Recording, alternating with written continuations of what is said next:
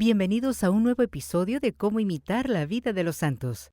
Hoy conoceremos la vida de un gigante de la fe cristiana, con su nombre que significa boca de oro. Este santo se destacó por su elocuencia y su habilidad incomparable para la predicación. Viviendo en el siglo IV, se convirtió en una figura clave de la Iglesia, utilizando su voz para denunciar la corrupción y defender la justicia social. Su valentía y su enfoque incansable en la vida ética y espiritual lo llevaron tanto a grandes alturas como a enfrentamientos directos con el poder imperial. La vida de este gran santo nos ofrece una visión apasionante sobre cómo la fe puede guiarnos a hablar y actuar con valentía frente a las adversidades. Acompáñame mientras exploramos cómo sus enseñanzas siguen siendo relevantes en nuestro mundo moderno y cómo podemos inspirarnos en su ejemplo para vivir una vida más santa y comprometida. No te la puedes perder. Bienvenidos. Yo soy tu anfitriona Karina Náñez. Comenzamos.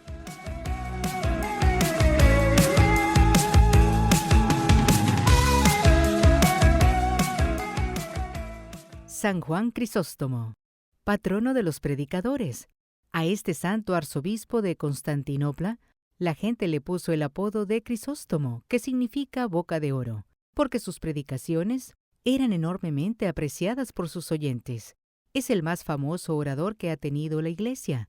Su oratoria no ha sido superada después por ninguno de los demás predicadores.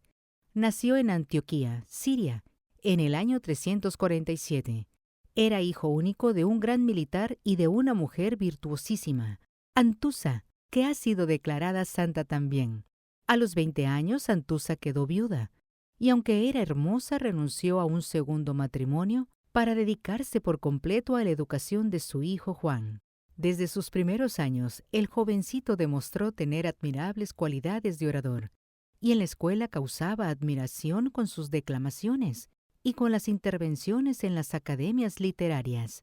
La mamá lo puso a estudiar bajo la dirección de Libanio, el mejor orador de Antioquía, y pronto hizo tales progresos que, preguntado un día Libanio acerca de quién desearía que fuera su sucesor en el arte de enseñar oratoria, respondió: «Me gustaría que fuera Juan, pero veo que a él le llama más la atención la vida religiosa que la oratoria en las plazas». Juan deseaba mucho irse de monje al desierto, pero su madre le rogaba que no la fuera a dejar sola. Entonces, para complacerla, se quedó en su hogar, pero convirtiendo su casa en un monasterio, o sea, viviendo allí, como si fuera un monje, dedicado al estudio y la oración y a hacer penitencia.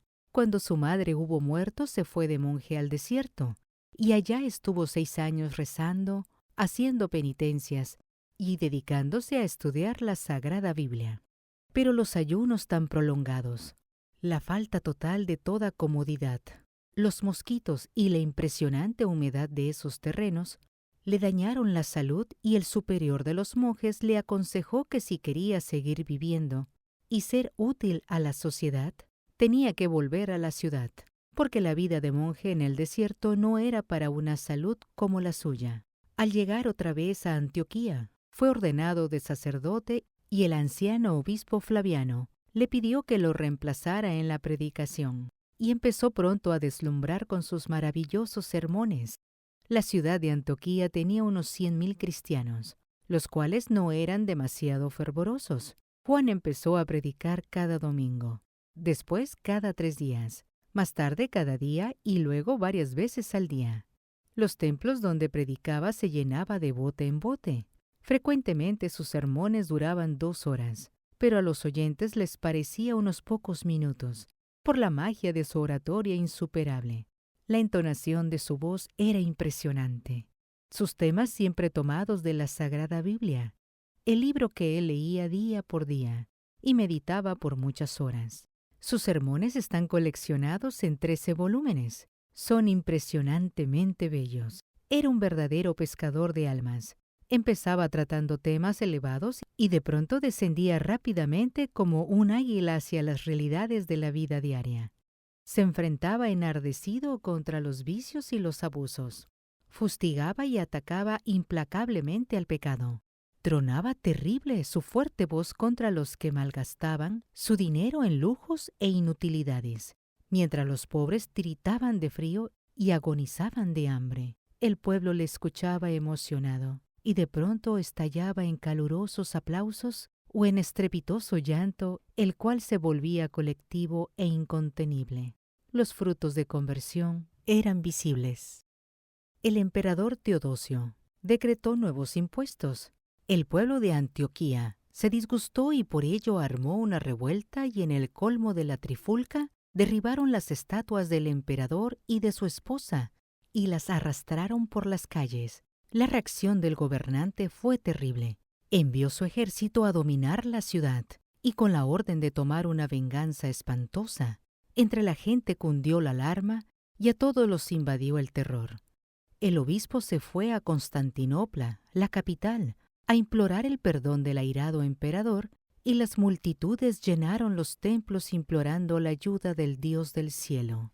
Y fue entonces cuando Juan Crisóstomo aprovechó la ocasión para pronunciar ante aquel populacho emocionado sus famosísimos discursos de las estatuas, que conmovieron enormemente a sus miles de oyentes, logrando conversiones.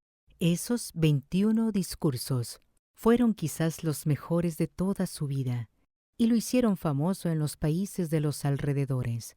Su fama llegó hasta la capital del imperio, y el fervor y la conversión a que hizo llegar a sus fieles cristianos obtuvieron que las oraciones fueran escuchadas por Dios y que el emperador desistiera del castigo a la ciudad. En el año 398, habiendo muerto el arzobispo de Constantinopla, le pareció al emperador que el mejor candidato para ese puesto era Juan Crisóstomo, pero el santo se sentía totalmente indigno y respondía que había muchos que eran más dignos que él para tan alto cargo. Sin embargo, el emperador Arcadio envió a uno de sus ministros con la orden terminante de llevar a Juan a Constantinopla, aunque fuera a la fuerza. Así que el enviado oficial invitó al santo a que lo acompañara a las afueras de la ciudad de Antioquía, a visitar las tumbas de los mártires, y entonces dio la orden a los oficiales del ejército de que lo llevaran a Constantinopla con la mayor rapidez posible y en el mayor secreto, porque si en Antioquía sabían que les iban a quitar a su predicador, se iba a formar un tumulto inmenso.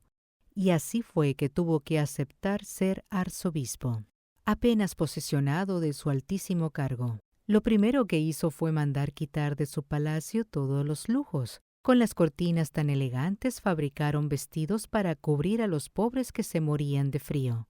Cambió los muebles de lujo por muebles ordinarios, y con la venta de los otros ayudó a muchos pobres que pasaban terribles necesidades. Él mismo vestía muy sencillamente y comía tan pobremente como un monje del desierto. Y lo mismo fue exigiendo a sus sacerdotes y monjes, ser pobres en el vestir, en el comer y en el mobiliario, y así dar buen ejemplo y con lo que se ahorraba en todo esto, ayudar a los necesitados. Pronto en sus elocuentes sermones empezó a atacar fuertemente el lujo de la gente en el vestir y en sus mobiliarios y fue obteniendo que lo que muchos gastaban antes en vestidos costosísimos y en muebles ostentosos, lo empezaran a emplear en ayudar a la gente pobre. Él mismo daba ejemplo en esto, y la gente se conmovía ante sus palabras y su modo tan pobre y mortificado de vivir. A veces era terrible en clamar contra los que gastan su dinero en cosas no necesarias, mientras que el pueblo no tiene ni para comer. Al leer ahora sus tremendos sermones, no se puede menos de calificarlo como el mejor orador que ha tenido la Iglesia. En aquellos tiempos, había una ley de la Iglesia que ordenaba que cuando una persona se sentía injustamente perseguida, podía refugiarse en el templo principal de la ciudad y que allí no podían ir las autoridades a apresarle. Y sucedió que una pobre viuda se sintió injustamente perseguida por la emperatriz Eudoxia y por su primer ministro, y se refugió en el templo del arzobispo. Las autoridades quisieron ir allí a apresarla, pero San Juan Crisóstomo se opuso y no lo permitió. Esto disgustó mucho a la emperatriz. Y unos meses más tarde, Eudoxia, Peleó con su primer ministro y se propuso echarlo a la cárcel. Él corrió a refugiarse en el templo del arzobispo, y aunque la policía de la emperatriz quiso llevarlo preso, San Juan Crisóstomo no lo permitió. El ministro, que antes había querido llevarse prisionera a una pobre mujer y no pudo, porque el arzobispo la defendía, ahora se vio él mismo defendido por el propio santo. Eudoxia ardía de rabia por todo esto y juraba vengarse, pero el gran predicador gritaba en sus sermones: ¿cómo puede pretender una persona que Dios le perdone sus maldades si ella no quiere perdonar a los que le han ofendido? Eudoxia se unió con un terrible enemigo que tenía Crisóstomo, y era Teófilo de Alejandría. Este reunió un grupo de los que odiaban al santo, y entre todos lo acusaron de un montón de cosas. Por ejemplo, que había gastado los bienes de la iglesia en repartir ayudas a los pobres, que prefería comer solo en vez de ir a los banquetes, que a los sacerdotes que no se portaban debidamente los amenazaba con el grave peligro que tenían de condenarse, y que había dicho que la emperatriz, por las maldades que cometía, se parecía a la pérfida reina Jezabel, que quiso matar al profeta Elías, etc. Al oír estas acusaciones, el emperador, atizado por su esposa Eudoxia, decretó que Juan quedaba condenado al destierro. Al saber tal noticia, un inmenso gentío se reunió en la catedral y Juan Crisóstomo pronunció uno de sus más hermosos sermones. Decía: ¿qué me destierran? ¿A qué sitio me podrán enviar que no esté mi Dios allí cuidando de mí? ¿Qué me quitan mis bienes? ¿Qué me pueden quitar si ya los he repartido todos? ¿Qué me matarán? Así me vuelvo más semejante a mi Maestro Jesús, y como Él, daré mi vida por mis ovejas. Ocultamente fue enviado al destierro, pero sobrevino un terremoto en Constantinopla, y llenos de terror los gobernantes le rogaron que volviera otra vez a la ciudad, y un inmenso gentío salió a recibirlo en medio de grandes aclamaciones.